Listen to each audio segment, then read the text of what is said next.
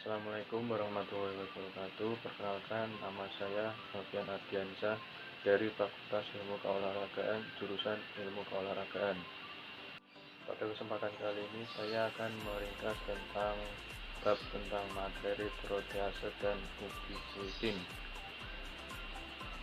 Bab ini menjelaskan tentang penemuan jalur ubiquitin dan banyak substrat serta fungsinya telah merevolusi konsep kami tentang degradasi protein intraseluler dari proses pemulung terminal non-spesifik yang tidak diatur. Menjadi jelas bahwa proteolisis protein seluler adalah proses yang sangat kompleks, dikendalikan secara temporer dan diatur secara ketat, yang memainkan peran penting dalam beragam proses seluler dasar, dilakukan oleh serangkaian enzim yang kompleks dan menampilkan tingkat spesifisitas yang tinggi terhadap banyak substratnya. Yang selanjutnya yaitu sistem kaskade ubiquitin.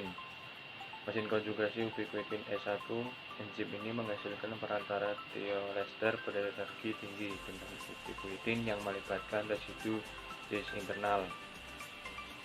E2S, UBCS, ubiquitin teraktivasi dipindahkan dari E1 ke residu cis dari enzim E2 sehingga menghasilkan zat antara thiolester lain.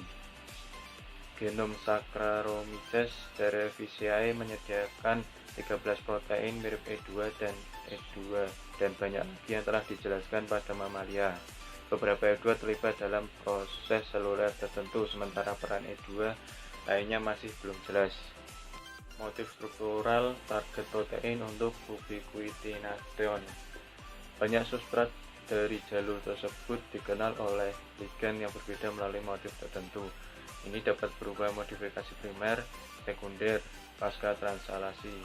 Motif primer tidak serta-merta menyebabkan degradasi konstitutif dari protein yang mengandungnya.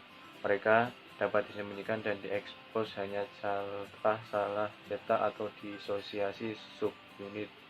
Misalnya menutupi sinyal degradasi dengan heterodimerisasi, memblokir proteolisis MAT2, MAT-A1, faktor transkripsi ragi heterodimerik mengikat ke promotor DNA spesifiknya, memblokir degradasi MIOT. Substrat tertentu tidak akan dikenali oleh ligase kecuali mereka berasosiasi dengan protein tambahan atau pengawal molekuler yang bertindak sebagai elemen pengenal trans. Sinyal primer yang paling baik dipelajari adalah residu terminan N.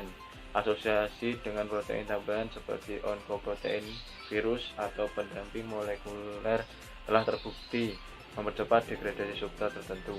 Sedangkan untuk motif sekunder, bukti terbaru menunjukkan bahwa banyak protein menjadi sasaran fosforilasi ragi G1 silin, CLN3 dan aktivator transkripsi GCN4 terdegradasi mengikuti fosforilasi pada urutan PEST.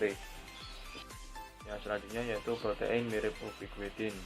Konservasi evolusioner yang tinggi, ubiquitin memungkinkan penemuan banyak protein yang berhubungan dengan ubiquitin.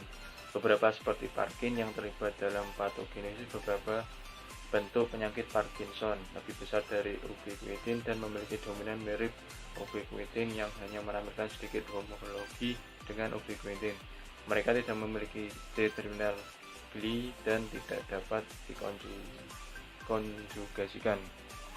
Penyakit neurodegenerasi. Dari studi morfologi ini tidak mungkin untuk menyimpulkan peran patogenetik apa yang dimainkan sistem ubiquitin dalam patologi ini. Meskipun mungkin terdapat kerusakan spesifik sel pada salah satu enzim sistem, kemungkinan besar perubahan pada salah satu substrat protein, baik yang diwariskan atau didapat, menjadikan resisten terhadap proteolisis. Yang kedua yaitu materi autophagy. Kata autophagy berasal dari kata Yunani auto, yaitu berarti diri, dan phagy yang berarti makan. Autophagy adalah proses fisiologis normal dalam tubuh yang berhubungan dengan penghancuran sel-sel dalam tubuh. Autophagy dan kematian sel. Autophagy juga membunuh sel dalam kondisi tertentu. Ini adalah bentuk kematian sel terprogram dan disebut kematian sel autofagik. Autofagi dan stres. Autofagi memungkinkan sel untuk bertahan dari stres dari lingkungan eksternal seperti kekurangan nutrisi, dan juga memungkinkan mereka untuk menahan tekanan internal seperti akumulasi organel yang rusak dan invasi organisme patogen atau infektif. Jenis autofagi. Ada beberapa jenis autofagi. Ini adalah mikroautofagi. Dalam proses ini, komponen sitosol diambil langsung oleh lisosom melalui membran lisosom. Metode ini menggunakan vesikel terikat membran ganda untuk mengirimkan muatan sitoplasma ke lisosom. Mikroautofagi. Dalam metode ini, komponen sitoplasma diambil langsung oleh lisosom melalui invaginasi membran lisosom. Yang kedua yaitu autofagi yang dimediasi pendamping. Dalam metode ini, protein yang ditargetkan membentuk kompleks dengan protein pendamping dan kemudian berpindah melintas membran lisosom. Ketiga yaitu autofagi selektif. Dalam kasus tertentu, autofagi dapat digunakan untuk organel selektif. Misalnya, mitofagi adalah degradasi mitokondria yang bergantung pada autofagi. Fungsi ini penting untuk menjaga keutuhan organel dan membatasi spesies oksigen reaktif yang diproduksi oleh mitokondria. Jalur persinyalan yang terlibat dalam autofagi. Rapamicin kinase bertindak sebagai titik kontrol persinyalan di hilir jalur pensinyalan faktor pertumbuhan, hipoksia, ATP, dan insulin.